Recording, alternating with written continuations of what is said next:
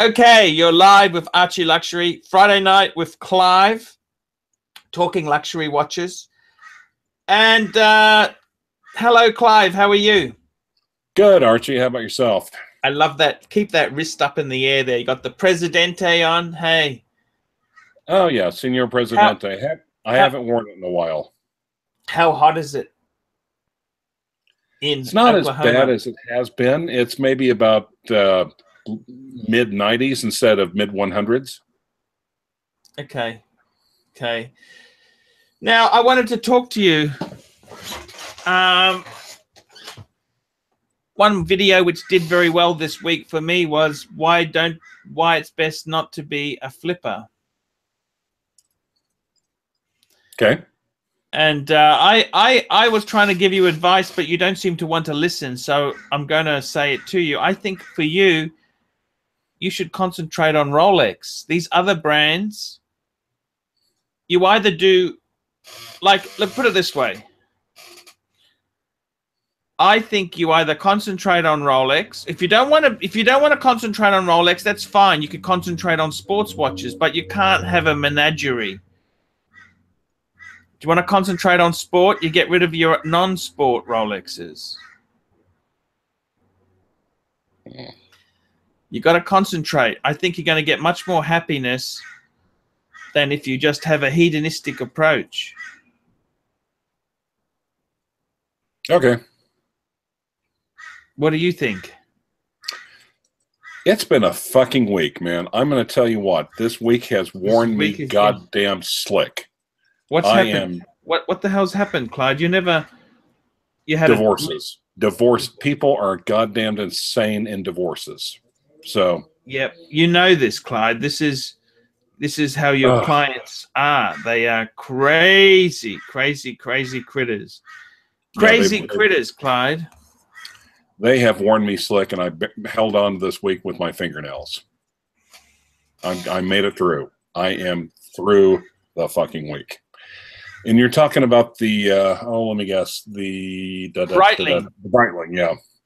Well, it's taking longer and longer, and I have to admit, the longer it's taking, the less the interest is fading somewhat.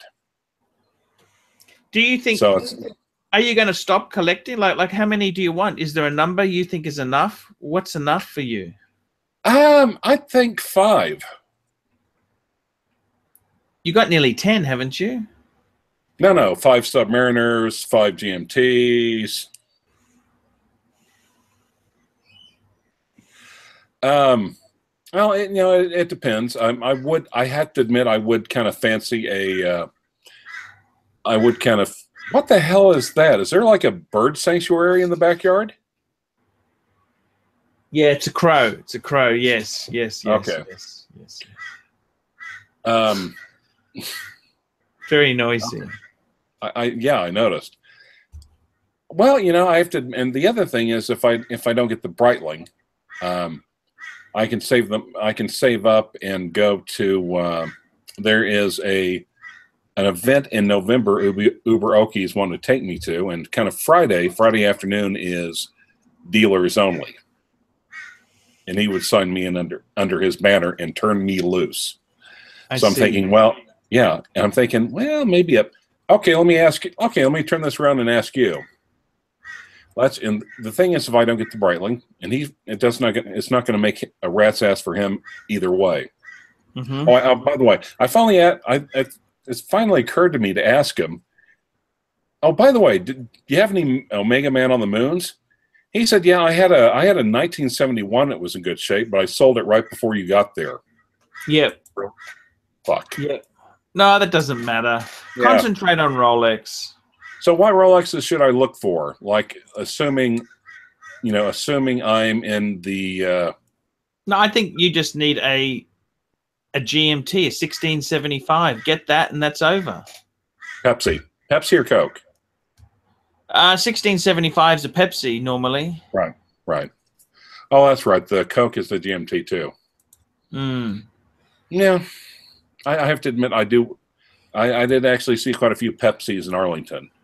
But the funny part is that the really faded out ones seem to be almost more popular, and I never I mean, I understood it's supposed to have a nice rough look to it, but you know, patina. I'd like. Well, true, but on the other hand, there's useful patina, and there's, you know, when the bezel is almost a blue blob on one side and a red blob on the other side of the bezel, it's just like, okay, I understand patina, but you know, you still want to be able to read the dial.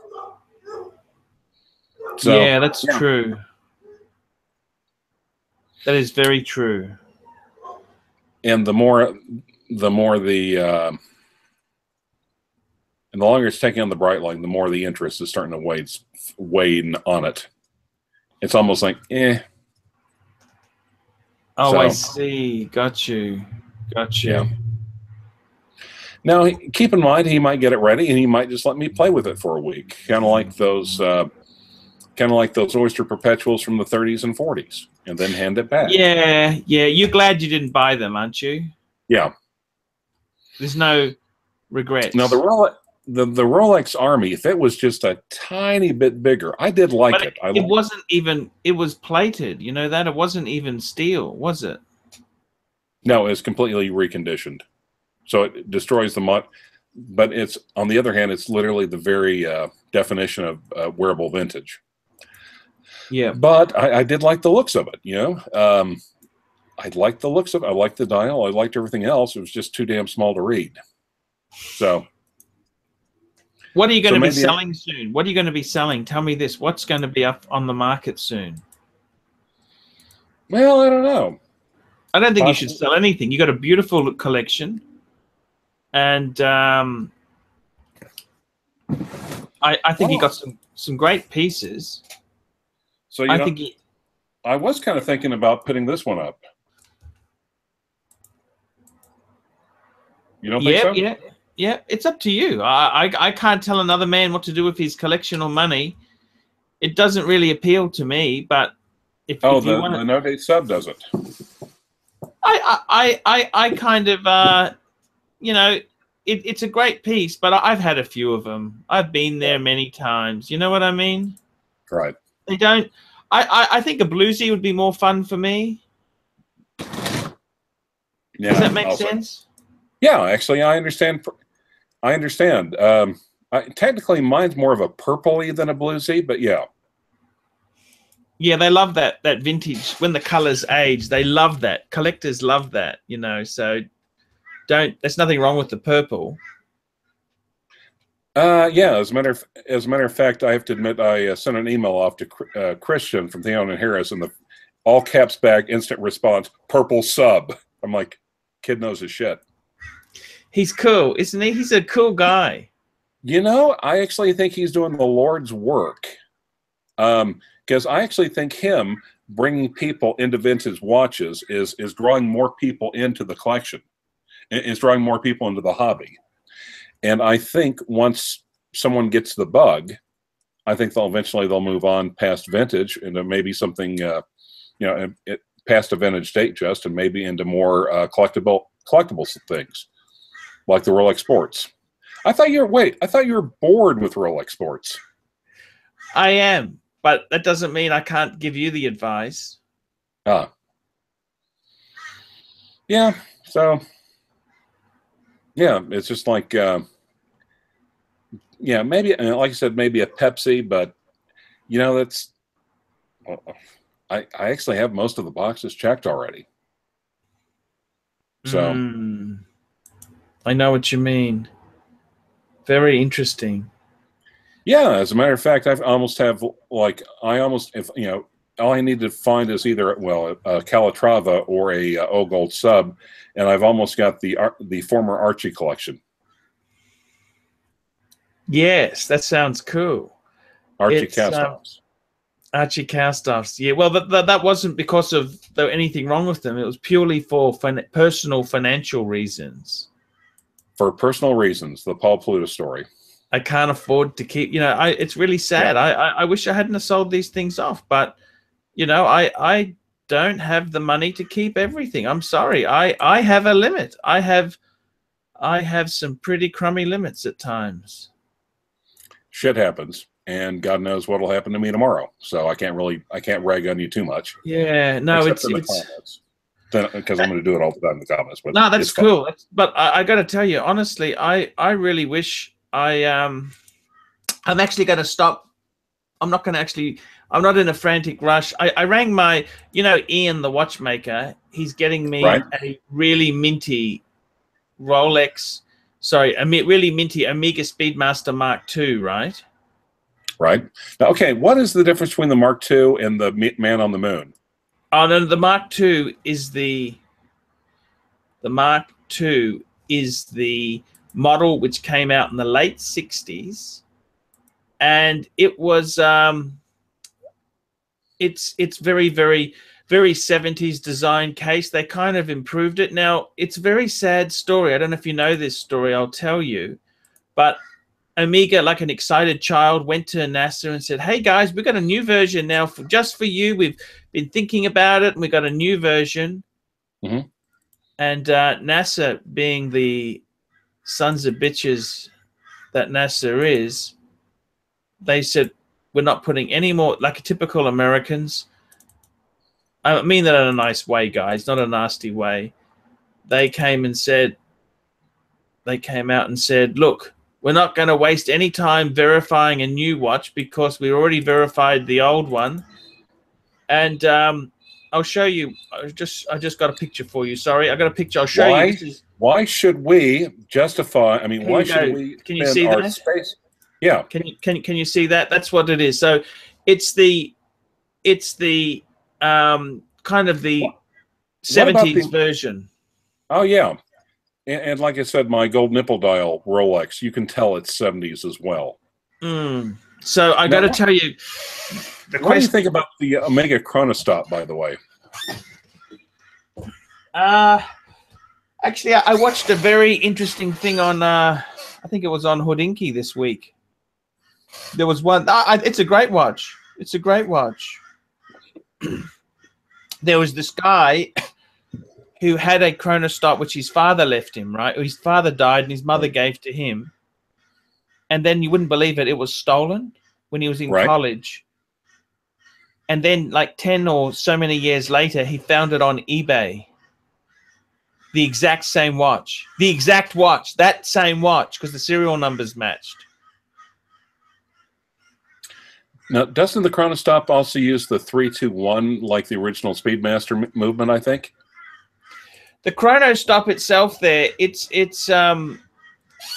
I don't think aesthetically it's as nice as the Speedmaster. That's my own opinion. I kind of think it's a bit of an acquired taste.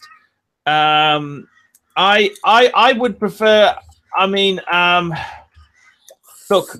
look, it's an interesting, that case, you've got to really, you either love it or hate it. You know what I mean? Right. And I kind of think it's, I'm just seeing if I can pull up a picture of one here. It's kind of like a, it's kind of like a send you a picture of one? No, I got a picture here now. Just hang on. Bear with me. Bear with me. I'm just going to bring this up. Let's have a look here. Sorry, guys. Sorry, guys. Let me find Uberoki's thread here. Here we go. Here we go. I've got it. Okay, can you see that? That's a Chronostop. Yeah. That's a Chronostop. So it's a very, very, I like it. It's very 70s. It's got that horrible word Geneve on the dial, which I don't really, that kind of cheeses me off a bit. But yeah, it's look, that they are a bit of an acquired taste. You know, I kind of, I'm not necessarily looking for one. Does that make sense? Right, and it's an oddball. It's a duck. It's an odd duck. It only goes like to 1 minute. I mean, 1 minute only does 60 seconds. There's no sub dial, so you have to count the amount of times it goes past 1 minute. Yeah, it's kind of, yeah. But it also has the 3-2-1 movement. I think like the original. It was like the almost like the Kids Speedmaster, I think, when it first came out in the late 60s. I thought it used an 865 movement. I was looking at the same Hodinkee movement. I think they said the 321. Or a 920 movement, I thought it used. It's a 21,600 beats per hour. Right. Movement. I thought maybe let's just Google that. Let's just Google that. I'm just bringing it up. Or it's a variation. It's a Lemania movement, and it might be a variation. They might have taken a 3-1 and tinkered with it a little bit. One movement was a no date. The other movement was for the date. The non-date one was like 67, 68, and 69, 70 is the date one. It uses a caliber 17 jewel Omega caliber 865 movement. Okay. Now I may have misread something. I think it might have been a bit late for the 3-2-1 movement.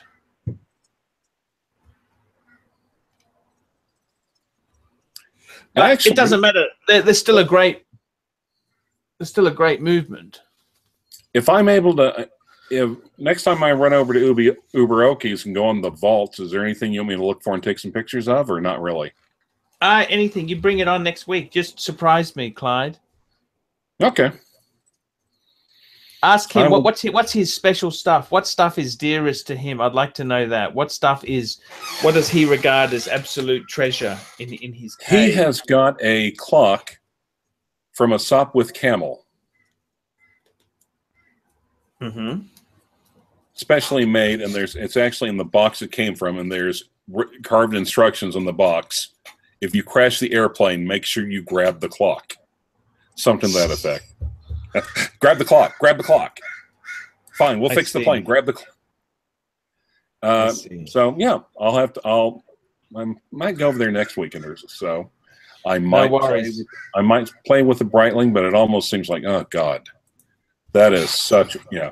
I might play with it. I might keep my pants. So, Clyde, thank you so much for talking with us today. See you later, Clyde. Peace, and next week, let's go on next. I hope you have a better week. You've had a real bitch of a week. I can see it. You really are drained. So stay away from those nasty divorces. Sometimes you've got to say no to some clients. Okay, you understand? Well, when they come with a stack of hundreds, it's a little hard. I know, but it can be troublesome, you know. Okay, Clyde, thank you so much. By the way, 17 years today.